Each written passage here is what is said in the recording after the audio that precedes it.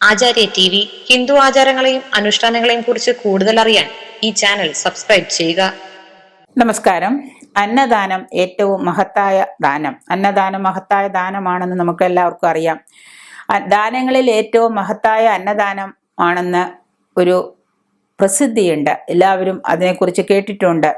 പത്മപുരാണത്തിൽ ഇക്കാര്യം സൂചിപ്പിക്കുന്നുണ്ട്. അന്നദാനത്തിന്റെ മഹത്വം എന്താണെന്ന് പത്മപുരാണത്തിൽ പറയുന്നുണ്ട്. ഏതൊരു ദാനവും അന്നദാനത്തിന്റെ 16 പോലും ആകുന്നില്ല, മേന്മയുണ്ടാകുന്നില്ല എന്നാണ് പറയുന്നത്. പണമോ വസ്ത്രമോ പൈസയോ സ്വർണമോ എന്തു കൊടുത്താലും ഈ അന്നദാനത്തിന്റെ മഹത്വം ഉണ്ടാകുന്നില്ല എന്നാണ് പറയുന്നത്. കാരണം വിഷ്ണു ധർമ്മോദരത്തിലും ഈ അന്നദാനത്തിന്റെ മഹത്വത്തെക്കുറിച്ച് പറയുന്നുണ്ട്. നമ്മൾ ആർക്കെന്ത് കൊടുക്കുന്നെങ്കിലും വിശക്കുന്നവന് ഭക്ഷണം കൊടുക്കുക, അതാണ് ഏറ്റവും വലിയ മഹത്വം.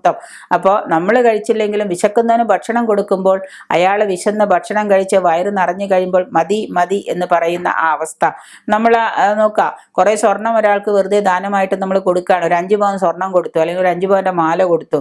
ഇനിയും ചോദിക്കുക നിനക്കൊരു 10 പവനും കൂടെ വേണോ? ആ തന്നേക്കൂ എന്ന് പറയും. ഒരു 10,000 രൂപ കൊടുത്തിട്ട് ചോദിക്കുകയാണ് ഇനിയും വേണോ കുറച്ച് കാശും കൂടെ? ഓ ശരി, കിട്ടിയാലും കുഴപ്പമില്ല. വസ്ത്രം 2 വസ്ത്രം കൊടുത്തു, അയാൾക്ക് 2 വസ്ത്രം ഉടുക്കാൻ പറ്റുന്നില്ല എങ്കിൽ പോലും അയാൾ ഇപ്പോൾ ചോദിക്കുകയാണ് ഇനിയും വസ്ത്രം തന്നേക്കോ? അയാൾ കൊണ്ട് വീട്ടിൽ കൊണ്ട് മക്കൾക്കോ അല്ലെങ്കിൽ മറ്റു ബന്ധുക്കൾക്കോ കൊടുക്കും. അതുപോലെ ഒരു ഗ്രഹം പണിത് നമ്മൾ ഒരാൾക്ക് ദാനം കൊടുക്കുകയാണെന്ന് വെച്ചാൽ, ഒരു ഗ്രഹം കൊടുത്തിട്ട് അടുത്ത ഒരു ഗ്രഹം നമ്മൾ പറയാം ഒരു വീടും കൂടെ പണിത് തരാട്ടോ, നിങ്ങളത് എടുത്തോളൂ എന്ന് പറഞ്ഞാലോ വളരെ സന്തോഷം, 1 2 എത്ര വീട് വേണേലും തന്നേക്കും എന്ന് പറയും.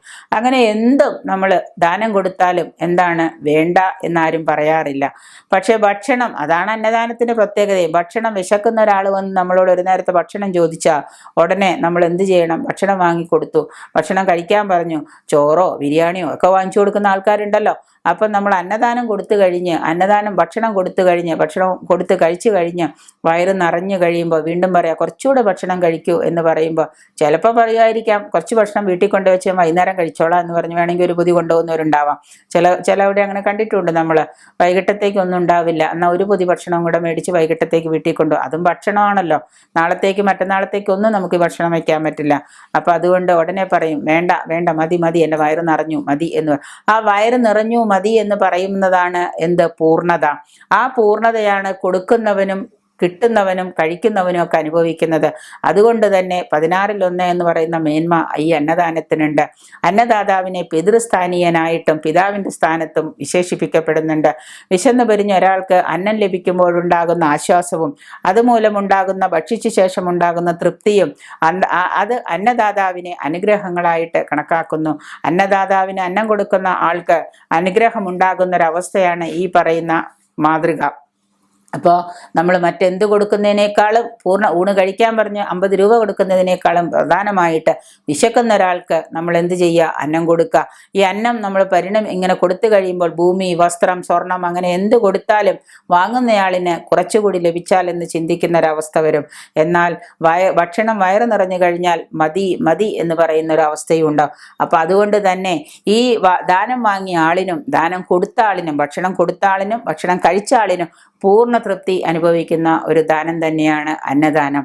അതുകൊണ്ട് ഏറ്റവും മഹത്തരമായ ദാനമാണ് അന്നദാനം. നിങ്ങളുടെ പാപകർമ്മങ്ങൾക്കും നിങ്ങൾ എഴുതി വെച്ച് കാണുമല്ലോ, മതിലൊക്കെ എഴുതി വെച്ചിട്ടുണ്ട് അന്നദാനം മഹത്തായ ദാനം എന്ന്. അപ്പം അതുകൊണ്ട് നമ്മൾ കഴിക്കുന്ന ഭക്ഷണത്തിൽ നിന്ന് ആ ഒരംശമെങ്കിലും നമ്മൾ ഒരു നേരത്തെ ആഹാരമായിട്ട് മറ്റുള്ളവർക്ക് കൊടുക്കാൻ ശ്രമിക്കുക. ആ അന്നദാനത്തിൻ്റെ മഹത്വം അറിഞ്ഞ് നമ്മളത് കൊടുക്കുകയും അതുകൊണ്ട് പൂർണ്ണ തൃപ്തി ലഭിക്കുകയും ചെയ്യുമ്പോൾ തീർച്ചയായിട്ടും നമുക്കും നമ്മുടെ കുടുംബത്തിനുണ്ടാകുന്ന ശ്രേയസ്കരമായ അവസ്ഥ അത് വളരെ മഹത്കരം തന്നെയാണ്. അതുകൊണ്ട് തന്നെ ഇത്രയും വലിയ ദാനം കൊണ്ട് സിദ്ധിക്കാൻ പറ്റുന്ന നേട്ടങ്ങൾ വേറെ ഒന്നിലുമില്ല. അന്നദാനത്തിലാണ് അത് നമുക്ക് ലഭിക്കുന്നത്.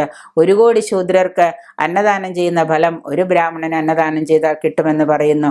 അതുകൊണ്ട് തന്നെ ഇത് കിട്ടേണ്ടതും വളരെ അത്യാവശ്യമാണ്. അന്നദാനം കൊടുത്ത് അത് നമുക്ക് ഓരോരുത്തർക്കും ആ മഹത്തായ ദാനത്തിൻ്റെ പൊലിമ അറിയേണ്ടതും അത്യാവശ്യമാണ്.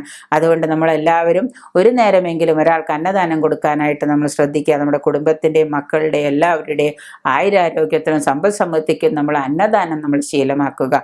കുറേ പണമോ കുറേ വസ്ത്രമോ കുറേ ദാനമോ മറ്റൊന്നും കൊടുത്തിട്ട് കാര്യമില്ല. അന്നദാനം കൊടുക്കുക. ഭക്ഷണം വിശക്കുന്നവൻ ആരാണ് അവനെ കണ്ടുപിടിച്ച് അവന് ഒരു നേരത്തെ അന്നം കൊടുക്കുക. അതാണ് നമ്മുടെ അന്നദാനത്തിൻ്റെ ഏറ്റവും വലിയ മഹത്വം.